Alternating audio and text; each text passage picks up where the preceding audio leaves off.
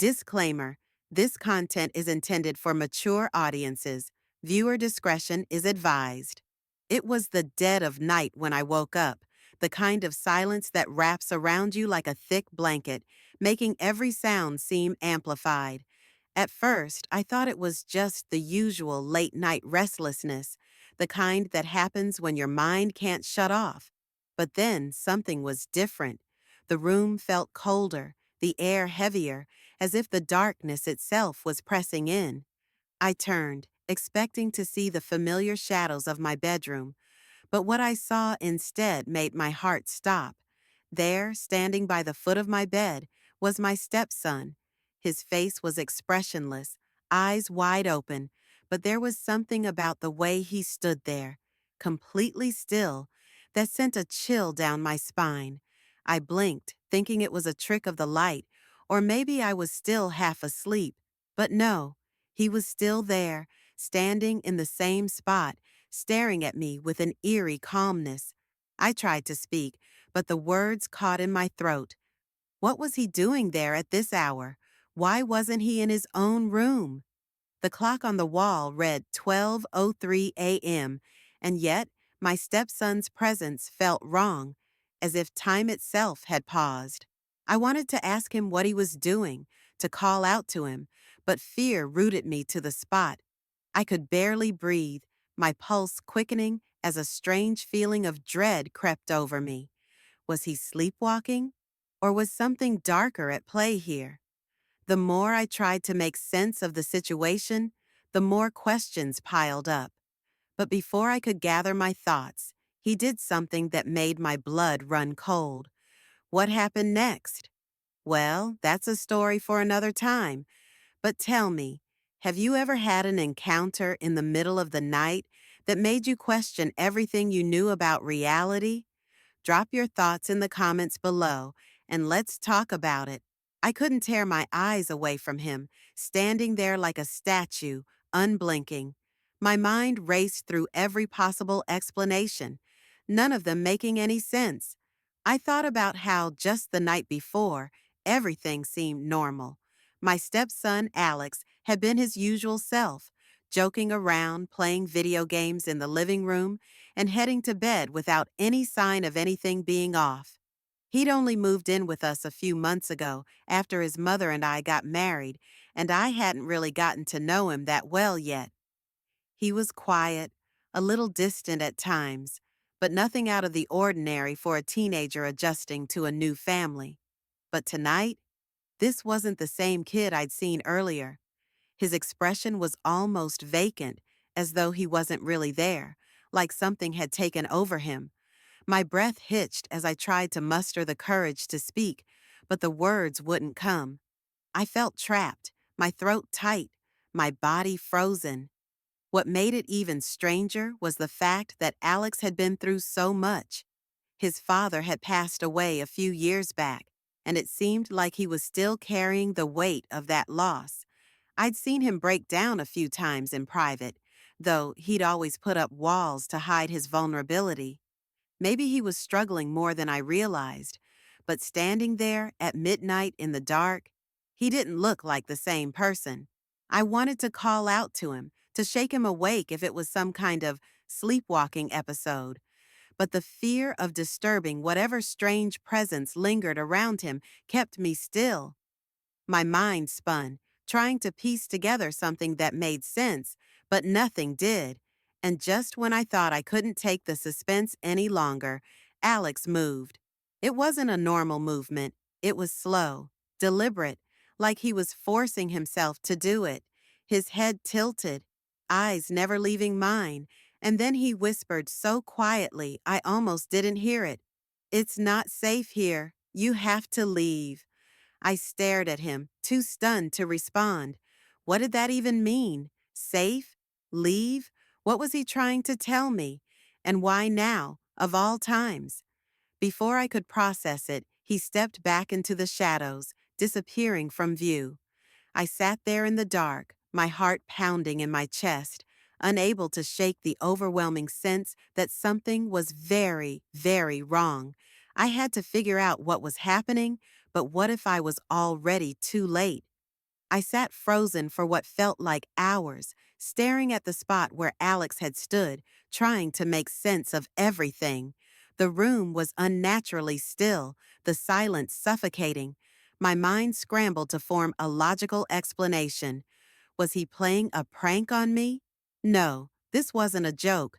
There was something in his eyes, something unsettling. He wasn't acting like the teenager I knew.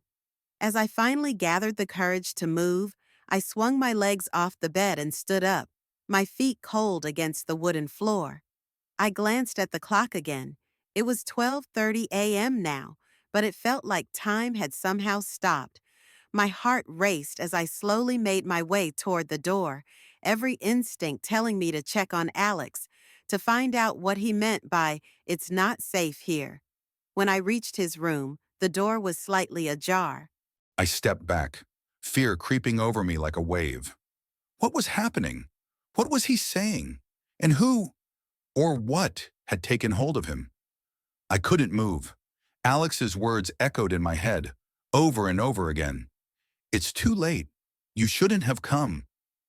The way he spoke, like it wasn't really him, sent a chill down my spine. His eyes, dark and empty, locked onto mine, as if searching for something. But what? A part of me wanted to reach out to him, to shake him, to ask him why. But every instinct screamed at me to run, to get away from whatever had taken hold of him. I was frozen in place, caught between fear and confusion. My heart was pounding so loudly in my chest that I could barely hear anything else. But then a sudden noise broke the silence, a faint thud, as if something heavy had fallen upstairs. My breath hitched. Was someone else in the house? Was there more than just Alex to worry about? I slowly turned, glancing up the stairs, my eyes darting nervously. The house felt different now, almost like a maze, each corner holding something I couldn't understand. The air was thick with tension, and I could feel it pressing against me, making it harder to breathe. "Alex, what's going on?" I managed to ask, my voice barely above a whisper, but he didn't answer. He just stood there, his expression unchanged. Then out of nowhere, I heard a voice, another voice, coming from behind me.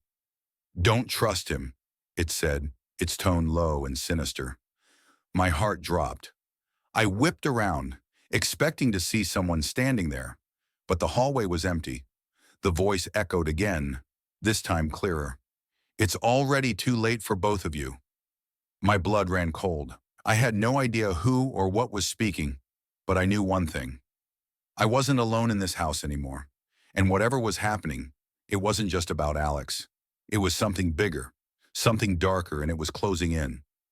I turned back to Alex, who was now closer, standing just a few feet away. "You have to leave, right now," I whispered, my hands shaking. But when he opened his mouth again, the words weren't his. "What if you're already part of it?" The voice that came from his mouth was not Alex's. It sounded older, colder, like something had taken over him completely. "What would you do in this situation? Would you trust Alex or run for your life? Leave a comment below and let's talk about it."